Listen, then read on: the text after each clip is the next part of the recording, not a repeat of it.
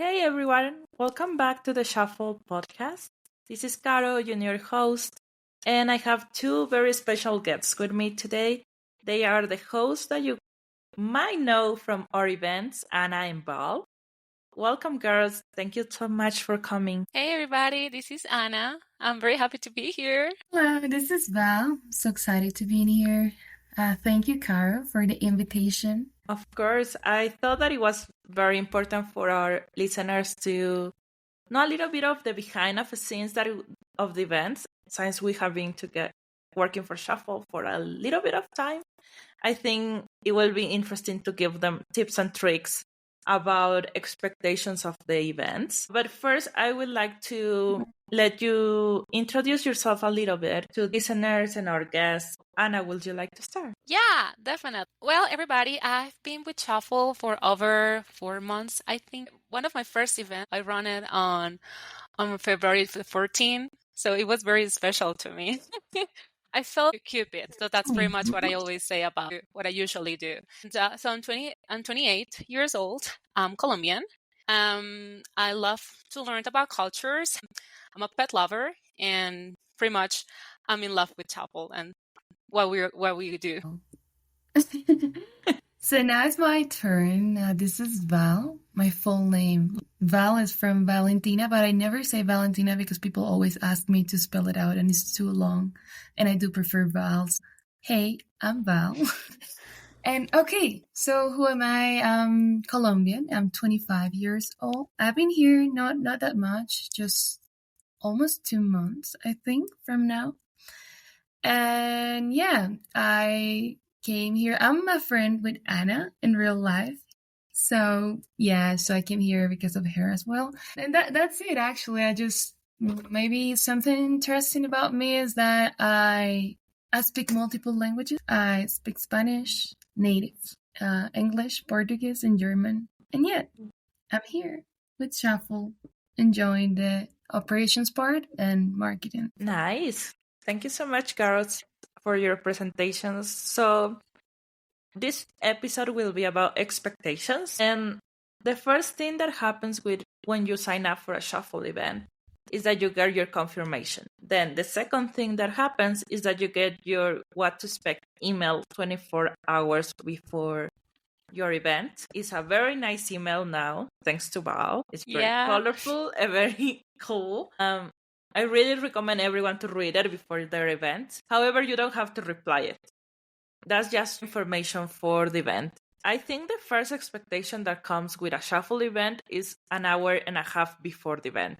Is when we get the first text. And as a host, we send the text manually. So we really expect an answer.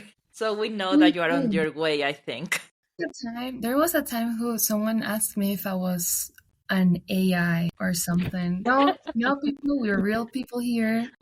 Yeah, definitely. They're taking care of the event, taking care of you, making sure everything goes smoothly.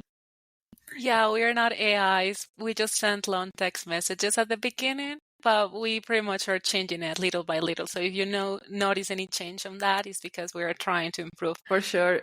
Shuffle is such a new company that we always try to improve. But yeah, and then it comes, I think, one of the most important parts of the event, the description and what to wear for the event. What is your opinion? Have you seen cool descriptions? What is the best description you've seen in an event? I just don't really remember exactly, but I do remember seeing that women put better descriptions, like they are like, and this is my hairstyle, and this is what I'm wearing, and my shoes, and my pants, and my jacket, and my hair is like this, and men are like, white t-shirt and jeans. And I'm like, no, that's not a good description. You have to at least say, I don't know, something about you, something special that people can actually find you just with that. So yeah, I would recommend to be more specific on what are you wearing, so it's easier for your dates to find you. Yeah, it's just that whenever we talk about descriptions, I have seen people putting smiley faces on it. Like, I'm the person with the biggest smile in the room. I'm like, oh, that's cute, but that's not precisely the point of the description. I personally am the type of person that I like to, catch everybody's attention. That's kind of like my part of my personality. So I take time. Whenever I'm going for a date, I take time to organize, to pick the outfit and everything. So I sometimes feel a bit disappointed when I don't see that in the other side, because I feel like, oh gosh, this is too much for the event or for the occasion. So I would suggest in this case just to put the information that you consider necessary. For instance, I mean, everybody is going to use something black. That's kind of like a pun we have seen so far, like black t-shirts or black coats. I would recommend just to put something extra, especially if you have a name that it's kind of like, I mean, Anna, it's easy to find another Anna in the room. So I prefer to not only say about I have glasses, but maybe the color of my hair, or if I'm using a nice purse, the color of my purse. I think that could be also another option. But I want to point out something. There was a time that I called a girl to get a description, and then she said, yeah, I have red hair and yellow jacket. And I asked, what else? And she asked me, do you think there's going to be more red hair and yellow jackets in the room? And I was like, yeah, you're right. Like, it's not necessary to put any more. But yeah, so it depends. It has to be something that like is easy to catch, to find in a room. I don't think description have to be long, but rather detailed. I think that's important. This is reminding me to this trend that is going on right now on social media, that 6'5", trust fund, blue eyes, in finance guy. But it's cool because you have like with 4 or 5 words, you have like a picture of how it looks. Like everyone in the world knows what guy that song is talking about. So yeah, so I think that's something very important about the description. It doesn't have to be like the longest description, but it has to be like the most recognizable one, I will say. I just want to also say that there's people that use the emojis for the description. I think it's very cool to do that, especially if you have something that you can use with the emoji, like as a reference. And also, I would recommend just go straight to the point. You don't need to say I am wearing or like, I mean, it's pretty much we know what this description is for. So just take the opportunity to put whatever you think will be something for people to recognize you. Maybe you can ask a friend, like, what are my main factors in my face, or something that could like catch somebody's eyes. Like, I like your eyes. I don't know. I'm just kidding, but yeah, anyways, I would recommend just to go straight to the point. I will recommend hair color, a t-shirt or top color, the pants color, and shoes color. And then if you want to add something else, that's gonna be amazing. Yeah. I think that's a good recommendation. Then moving on from the description, it's the next step, let's call it. How long in advance do you have to arrive to the venue? We recommend 15 minutes, but I had a lot of people asking me, why 15 minutes before? Like, is it not about just entering in and that's it? I always think that is because sometimes parking is hard, or like sometimes even if you have the correct address and everything, there is this location, I think it's in Chicago, that the door is on the other side of the corner. And a lot of people text me like, the place is closed. And I'm like, no. The door is the other side. But I have learned that with time and mistakes. What do you think, girls? I actually am going to encourage you to, as soon as you receive your link, just add your description. It's just better. I mean, it's just that the way we set up pairings, and it doesn't take just like 2 minutes or less.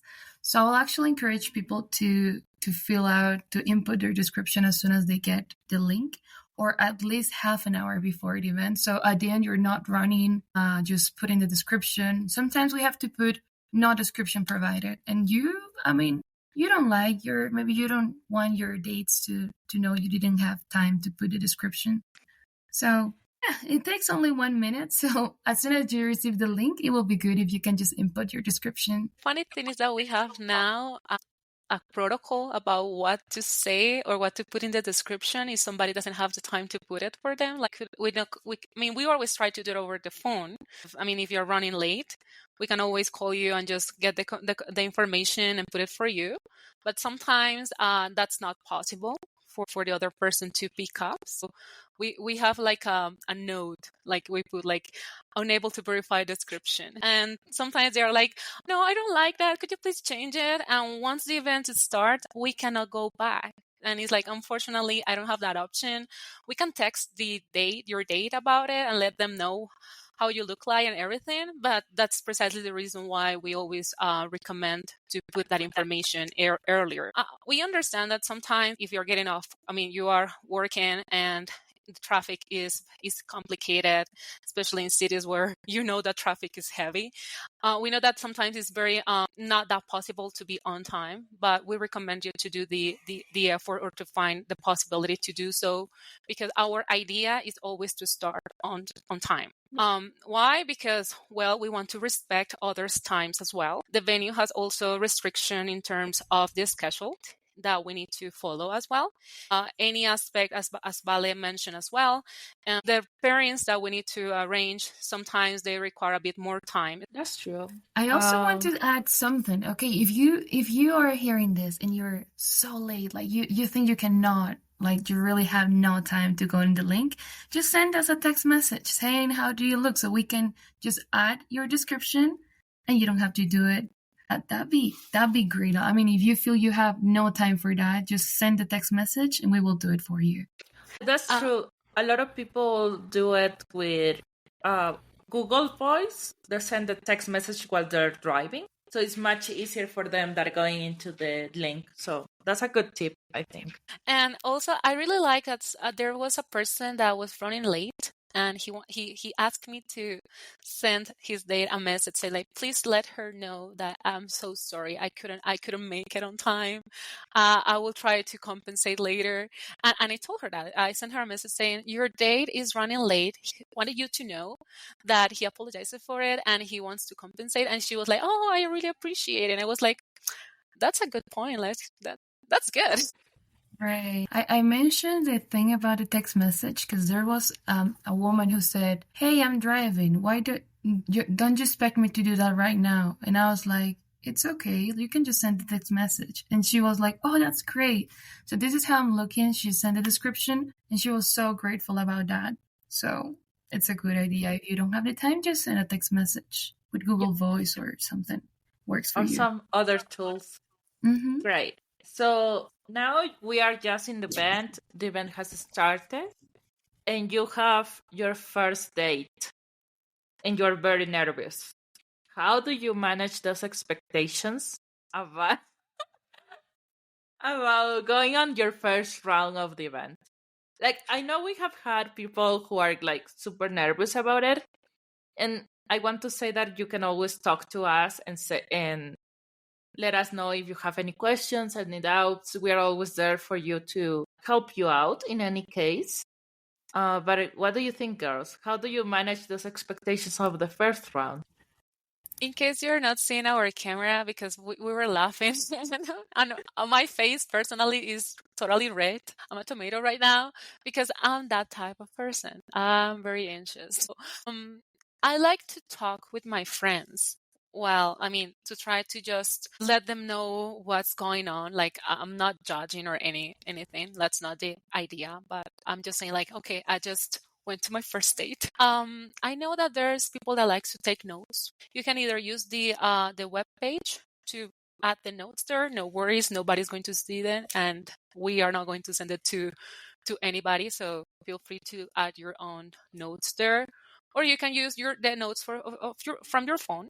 That's another option, like a diary. I like to do that if I don't have anybody to talk to, just to make sure that I'm in the right page. And also, it's a fun experience. I recommend everybody just to have fun, to enjoy the moment, because not always we have the possibility to meet 9 or 7 people just at once. So I think it's a good opportunity to just to show yourself as you want to be, and if you are nervous, well, that comes with the package. I'm gonna say that something that works for me that you also have the opportunity is buying the beverage, maybe coffee or maybe something that makes you feel better. to control those feelings. And yeah, just be confident about who you are and just be yourself. I think that the best tip is being yourself, because sometimes when we're nervous, we start talking fast or about things we don't really know or don't really are, like we are not. But yeah, you can just be yourself. I think just drink something that makes you feel good, breathe again, and and be yourself. 3 times the charm. That's important. Depends how deep is it breathing. You can also let us know about it. I mean, for instance, Diego, he's one of our colleagues here, and I mean, I love his text messages. He's very empathetic, and that's what we always aim for. Like, if you let us know that you're feeling nervous, we will try to help you. Like, okay, feel free to let us know if you need to take 1 or 2 minutes. We can inform your date, or if you need to go to a restroom, maybe that's another option. So you can just rely on us as your friend. I mean, on that experience, so we can help you out in terms of whatever you need, as long as we are able to communicate it to the other person. It's going to be okay. Perfect. Then when we are in the rounds, or when the event is having the rounds, we have the prompts. Is it compulsory to use the prompts? Is it not compulsory to use the prompts? What is the expectation around it? Because we work quite hard on the prompts. I promise you, we revise them quite often. But dating is hard. And conversation with strangers is harder. Yeah. I think that's a good question, because a lot of people ask us if the prompts have to be followed or they are there just to help you out.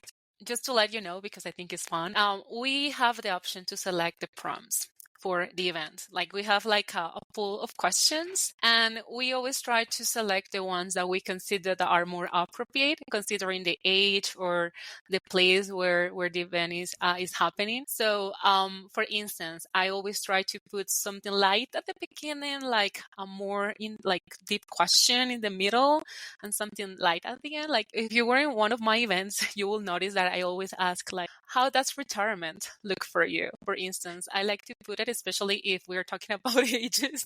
I personally don't like that one. I'm gonna be honest with you. If you're one of my events, you never had that. I don't know. I just don't. I mean, if I will be my first date, I wouldn't someone ask me that, because I would love to someone who asked me that, because it's just like, because maybe you know how your retirement looks, but what about people who don't? I mean, I just don't know where I'm gonna be. I just don't know if I actually want to get there. That's why I'm saying get to retirement. Get to retirement. I know. Maybe you have. Maybe you do you want to work all the time? I don't know.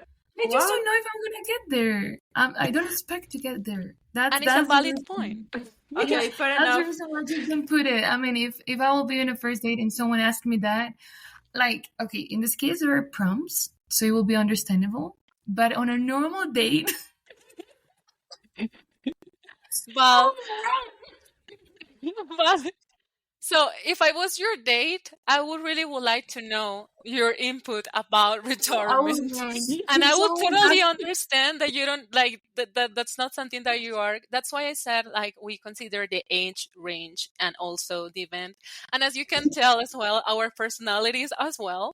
So pretty much the prompts are only a guidance, like something to break the ice. You don't need to follow them. I mean, sometimes people ask us about the questions. When I was a newbie, there was one time that I forgot to put 2 of the prompts, and I didn't notice. Somebody informed me about it, and I apologized about it, and I give them some ideas about what to say. But there was other that preferred that, like, they didn't want to have a prompt. Like, I don't want to ask this question. As Vale said, I think maybe is not the best question for a first date. So I would prefer to skip that and change it. And I think that also says about the relationship that you are building with the person that you are meeting at that moment. Hey, what do you think about changing the question? Is that okay? And that could happen as well. I mean, there's something that's going to happen maybe next week or in 2 weeks, and is that we're going to start using Insta stories. So follow us on Instagram, and there maybe we can just do questionnaire. Like, ask people if they actually like the questions and see which one should we implement. Yeah, I personally don't like that one. And I was surprised that you put that at first, because I mean, Not at first, in the just don't middle. imagine. I just I don't mean, imagine someone going to me and ask me that just the first time we meet. So yeah. I want, like, for example, I want someone who has enough money to have my 5 pets, like 5 dogs in retirement. Like you need to plan for that.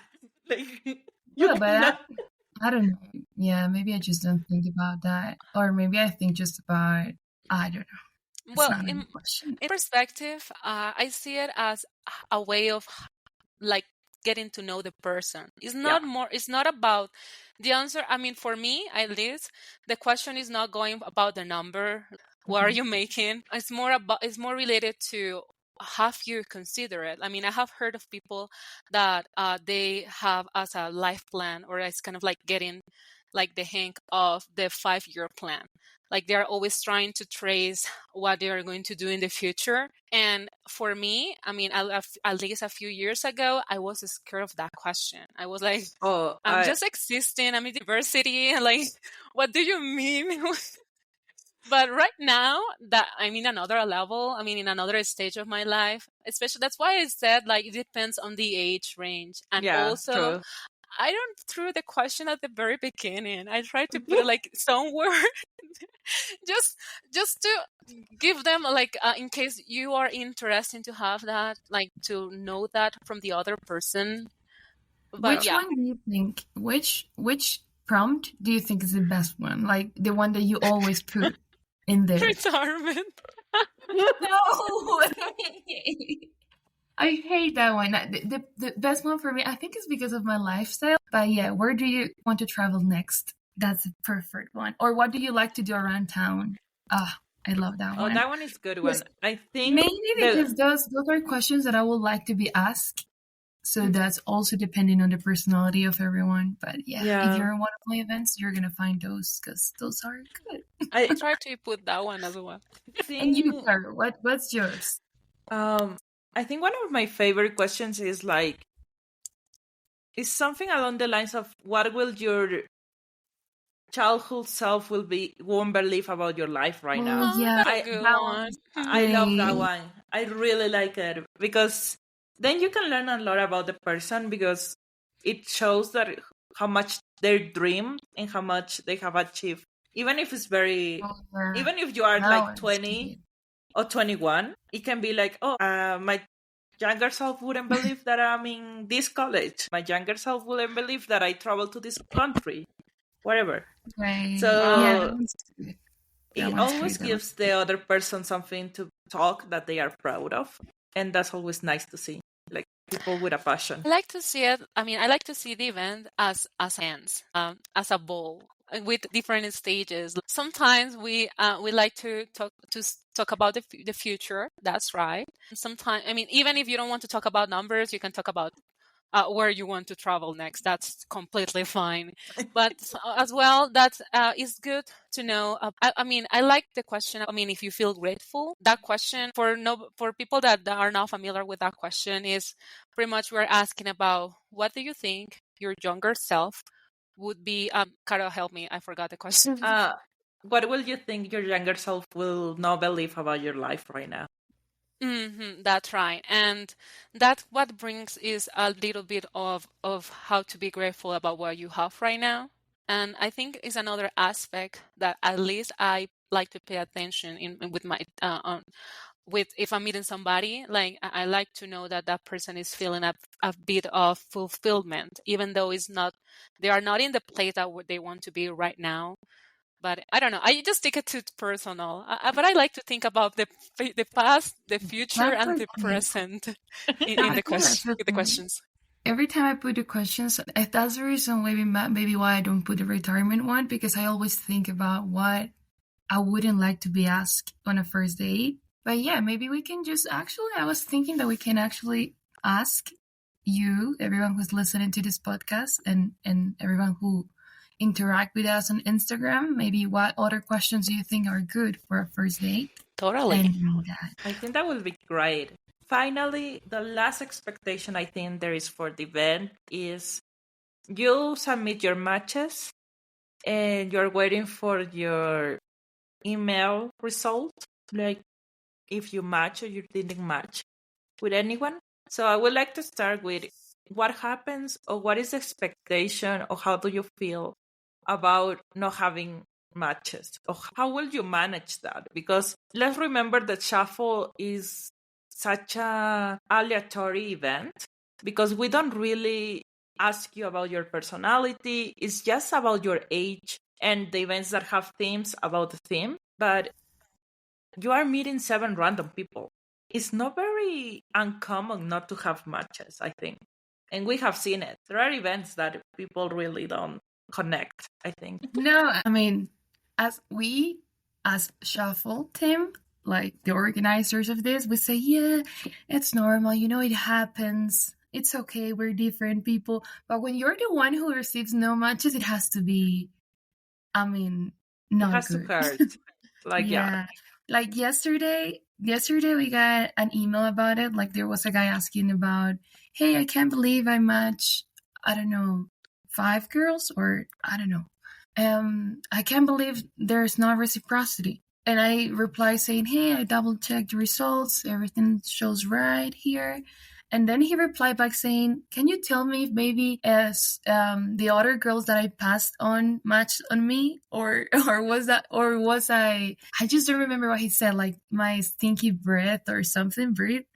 But yeah, so he wanted to know if someone that he actually didn't like, he passed on, matches on him, just maybe to make him feel better. Mm-hmm. Because it's not good. I mean, if you receive no matches and you met 9 people, it's not going to be like something happy to realize that nobody felt reciprocity. I think something is really interesting that happened a couple of weeks ago is a guy who sent a text or an email saying like, hey, I would like to match with everyone who matched me. And I was like, that's not possible, because this is not about the other people. This is about you and what you want. True. I think that's very important to remember. Like, this is not about what everyone else in the room wants. It's about who do you like. And if you like someone, go ahead and match them. You never know. But if you didn't like someone, you don't have to match them just for the sake of it, or just because you want to date someone else, or feel like, oh, okay, I finally got a match, or something like that. I would like to point out as well that with dating apps, sometimes I feel, for instance, that it's a popularity contest. If I have the best picture, how many likes am I going to get? And there's other apps like they do not care precisely, or they do not like pretty much put an effort into the follow-up, like what happens next. It's just a numbers game. Like if you like the other person, sometimes I open a dating app just to feel like, okay, I'm cute. I don't know. Like I just to feel like I like somebody likes me. But at the end of the day, that's untrue. I mean, they may like the photo and a bit of a description that I place on there, but nothing farther than that. The good thing about the life experiences is to get to know a little bit of the personality of the other person, and to not to judgment, but to see them as how they are. As if you're in a coffee place, a coffee shop, pretty much just hanging out and enjoying the moment. If you don't feel a connection there, I think it's completely reasonable. That could happen and fine. But at the end of the day, what is important here is that you are giving the effort to be yourself, to present yourself, to show up. And I'm very comfortable to feel like you will eventually find a person. You eventually will find somebody, like you said, okay, it's like we have a good vibe. I like what happened in the conversation, and I want to learn more about him. In my case, about him, and most likely, maybe that will be their case as well. And if it's not that I'm doing something wrong. It's just that's what happens. That's pretty much what happens in the experiences.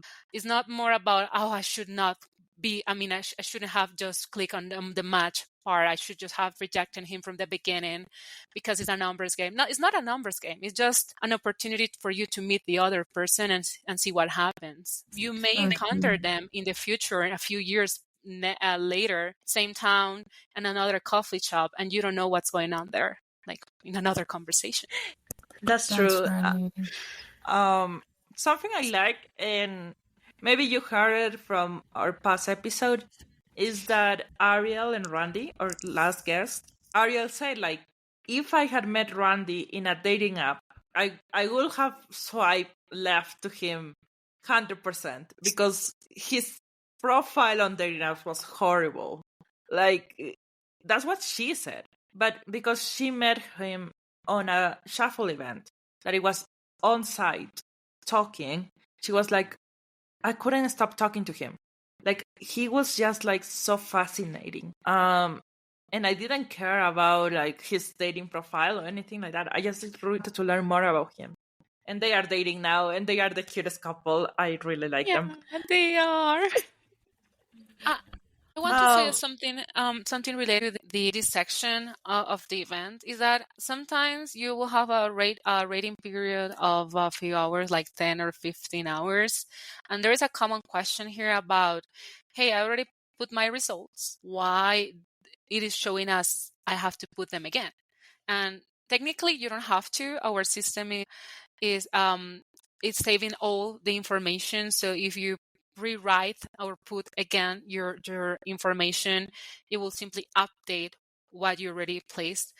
I like to think about the events as well, not only about the time that I had with that person that was 10 minutes or 8 minutes with them, but just to see them as well relating with other people, other persons there, and also when they leave, what happens there, or when they enter. Like sometimes people leave impressions on us, like without even trying. Like you are just in the line because you want to drink something. You are just waiting for the event to start.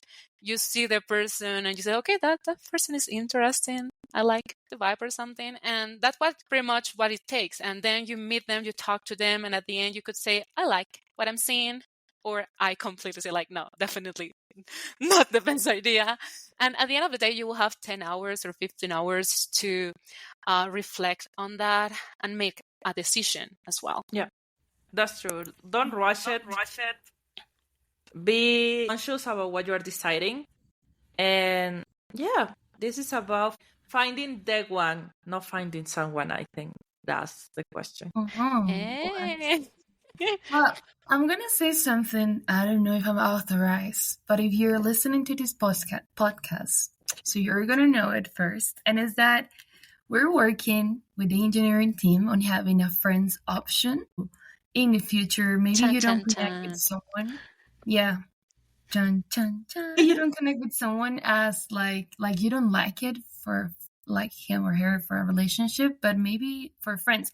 And I have seen that on the notes. People sometimes say, maybe not for dating, but as a friend. So that feature is coming soon. Yay! So that's another option. And even the matches could become friends as well. Like you don't need to start dating them right away or anything like that. I mean, there's no rules here. There is no rules. That's true. How's that saying? In love and war, there is no rules. Oh my God. Yeah, I think it is. I mean, this is our perspective in terms of what we have seen so far. But there's might be a listener that could think otherwise. And that's completely valid because as Valentina and I and Carol have a different point of view about the questions that we should be asking. It's not set in stone and you don't need to follow them completely. What we want at the end of the day and what we really would like to accomplish at the end is for you to have a great experience, a nice experience. Like, okay, I might not find the person here. I may not be able to find the person here, but at least I was able to go out again and meet other people and have fun and enjoy just the time, the afternoon, because that's what it is. Yeah. So yeah, that's what I would love to hear at the end. Like you enjoyed the event. True. I think that's what we all strive for, like making the event as pleasant as it can be. And if you find the one, perfect, great, let us know also. Please, we love to hear about their stories. But if you don't, or if you find a friend, because I have heard a lot of girls have become friends through the shuffle events as well. So please let us know. Yes, shuffle is about human connection on its core, more than dating or friending or everything. It's just about coming back to the in-life experience and meeting new people and being around people, I think. So that's how we will finish our episode today. Thank you so much, girls, for coming to the episode. I really appreciate it. Thank you. It was fun. It was actually fun realizing that there are people that actually like this question. So thank you. See you soon. I thought it was normal. I thought it was a common question to ask. I don't know if because we have a different age range. I don't know, but now I'm also thinking about my decisions. Is that boring? Like, please let us know if you consider that question like not appropriate. I imagine that you go to a third event and it's me again, the person that's helping you. Like, no, it's Anna again. She's going to ask the same question again. We can change it. So feel free to let us know. And thank you, Carol, for the opportunity to be here. I think it's very fascinating to you guys to learn a bit more about us. We don't try to talk or to chat a lot during the rounds and the events because we don't want to interrupt anything that is happening in the event. At least I'm a fan of this, so it's very nice to be able to express it a little. So thank you for the opportunity. Yes. Don't forget to follow us on Instagram and on Spotify or Apple Podcast. And I think we are on YouTube Music now as well. So yeah, thank you so much for coming and listening to this episode. Bye. Bye.